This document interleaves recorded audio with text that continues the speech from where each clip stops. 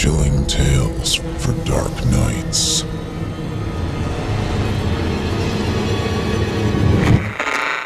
Want to make sure you never miss a Chilling Tales for Dark Nights video again? Be sure to subscribe and hit that bell to turn on notifications. The following interactive performance is a first-round entry in Chilling Tales for Dark Nights' 4th annual Evil Idol voice acting competition. And you, listener, get to help decide who advances to round 2. Voting is simple. Following the performance, simply click the thumbs up icon on this video if you'd like this contestant to move forward, or the thumbs down if you'd like to see them be eliminated. Voting on this entry will conclude 1 week after the date of its posting. Thank you, and good luck to all of our contestants. Craig Brockwell was found by his wife, dead, on their living room floor, a plastic garbage bag tied off around his neck, and an empty bottle of Xanax on the kitchen counter next to a suicide note. My initial external examination of the body revealed no indications of a physical altercation with another person. Skin deep, the evidence was consistent with suicide by pills and suffocation. I was prepared to judge it such when Detective David Franklin requested an autopsy. "Just doesn't sit right with me," said David.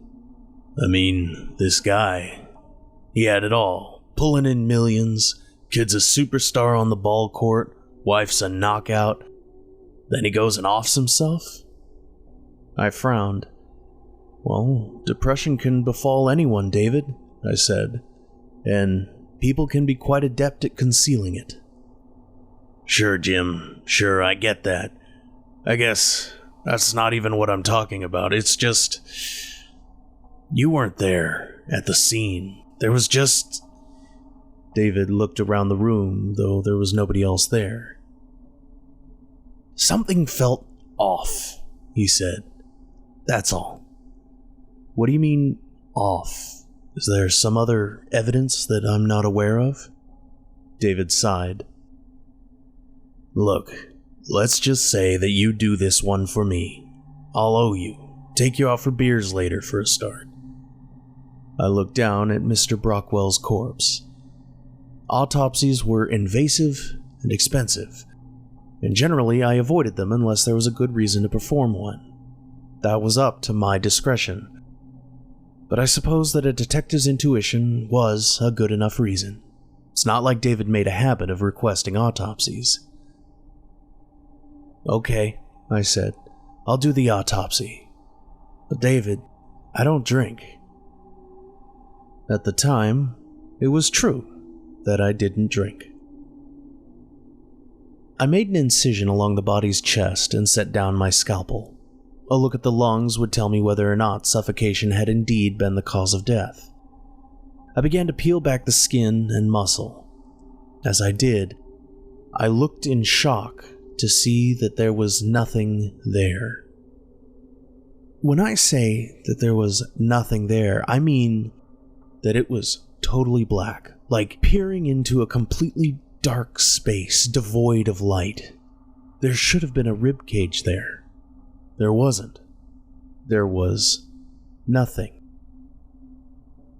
I dropped the flaps of skin that I was holding and stood up. I shook my head. No, I thought, that's ridiculous. I knew that I had a headlamp around somewhere, so I went looking for it. I pulled open a drawer, and that's when everything became silent. We grow accustomed to them, but we are surrounded constantly by sounds. The slight buzz of the electric lights above us, the hum of the boiler in the basement, the sound of our own breath, the rustle of our clothes as we move, the sound of a drawer opening. None of it was there. It was as though I had gone completely deaf.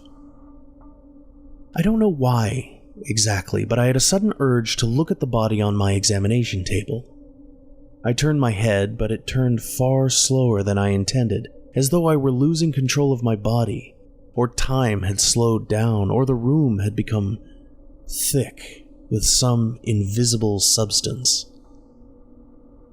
The dead and naked body was just as I had left it, of course, with the incision along its chest and the skin there curled back slightly from where I'd begun to peel it. All at once, a rush of sound returned to my ears and my movements resumed their typical speed. I shook my head once again and turned back to the drawer. I found the headlamp, strapped it to my head, and went back to the body. I flipped on the light, opened the skin up again, and gazed into utter darkness. There was nothing there. The darkness consumed the light from the headlamp. It seemed endless. I steadied myself and tore the skin back further. Instead of the ribcage and bits of tissue, there was only the nothingness. I tentatively stuck a finger into it. As soon as I did, the silence returned and everything slowed down again. My finger felt incredibly cold, like touching dry ice. I withdrew it as quickly as I could, which was not very quickly at all. It was like coming out of quicksand, but once I was out, the expected pace of reality fell back into place. I jumped back and picked up my scalpel. I made a deep slice along the right thigh and pulled up the skin. More nothingness. I repeated the procedure on the left thigh to the same result. My hands were shaking and my mind was in blank shock. My mind was as empty as the body in front of me. Nothing could explain this. I walked around to the head and made a cut around the circumference of the crown. I peeled the flesh away, and there was nothing. As I stared into it, I froze. I stood holding the severed scalp, staring into the nothingness, unable to do anything else. I don't know how long I was in that state, but the sound of David's voice snapped me out of it sometime later. "How's it going down here, Jim?" I dropped the piece of dead flesh and hair that I'd been holding and turned to look at David. "This is very bizarre. I've never seen anything like this. I can't explain it." "And how's that?" asked David. I pointed to the body. "Just look," I said. David walked across the room and peered into the darkness. "What the fuck?" he whispered. "I don't know," I said. "I don't know." David started reaching inside the head. "I wouldn't do that," I cautioned. He ignored me and kept reaching. Then his hand was inside the head. He froze suddenly, except for his eyelids, which opened wide in shock. "David," I said, "pull your hand out. Now!" David's eyes got even wider. He was trying to say something, but his lips wouldn't open. It came out muffled, but I had no doubt that he was trying to say, "Help." All at once, David jerked forward 2 feet so that he was now into the body up past his elbow. The look on his face grew more frantic and desperate. I grabbed onto his other arm and yanked, but it was no good. The body was stronger and was pulling him in, now up the bicep. I watched in pure horror as the head seemed to expand in size, as if it were growing larger so that it could suck in all of David. Instinct took over and I ran to my tray of tools. I grabbed my bone saw and switched it on as I made my way back to David. I applied the saw to his shoulder, which was now mere inches away from the terrible maw of nothingness. I drove the saw in furiously, blood splattering on my face, the muffled would-be screams of David trying to assert themselves over the whir of the saw. At last, I cut through the bone and David fell back on me so that I hit the ground with him on top of me. I could see the last of his severed arm disappear into the nothingness. Now that his lips would open again, David was wailing in agony. I rolled out from under him and went to work on cauterizing the wound, praying that he wouldn't die. I paused long enough to dial 911 and explain the need for help over the speakerphone function as I performed the surgery. I sat by the hospital bed until David regained consciousness. He looked at me with terrified eyes and grabbed my wrist with his remaining hand, his fingernails digging into me. "I saw it," said David. "I still see it. Nothing. That's what I am, and what you are. Everything is nothing." I broke free of his grip. "That's absurd," I said. "I don't know how to explain that body, but I know that I am not nothing." David started laughing then. I left him at the hospital, went home, and had my first drink in 2 years. I knew that it was a horrible mistake, but I did it anyway. to wash away the horror. When I was drunk enough, I resolved to return to the morgue, determined to burn Craig Brockwell's body.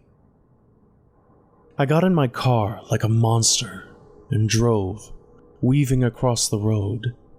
When I arrived, I flung the door open, my mind and body overtaken by the alcohol. I looked into the room, and even through my drunken haze, it registered that something was very, very wrong. The body was gone.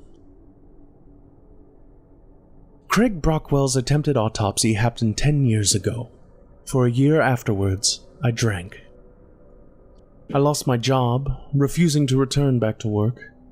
I burned through my savings, and by the end of the year, I had hit rock bottom, as it's called. That was shortly after Detective David Franklin committed suicide. Now, I have my life back together. I still have nightmares, but I have for the most part put the incident behind me. I have a loving family and a new career. I cannot express how grateful I am for this new life. But yesterday, I saw something.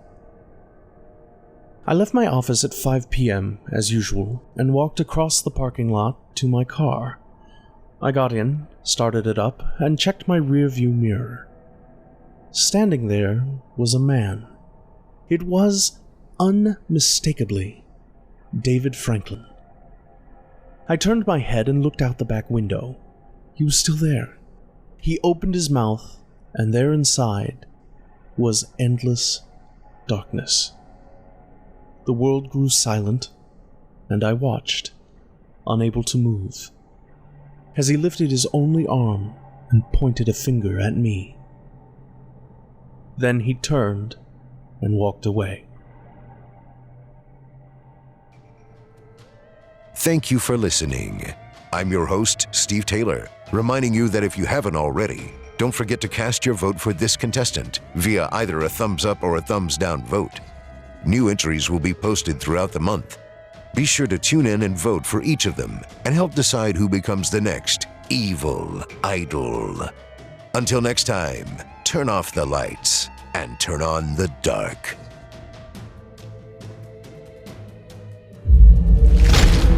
Chilling tales for dark nights.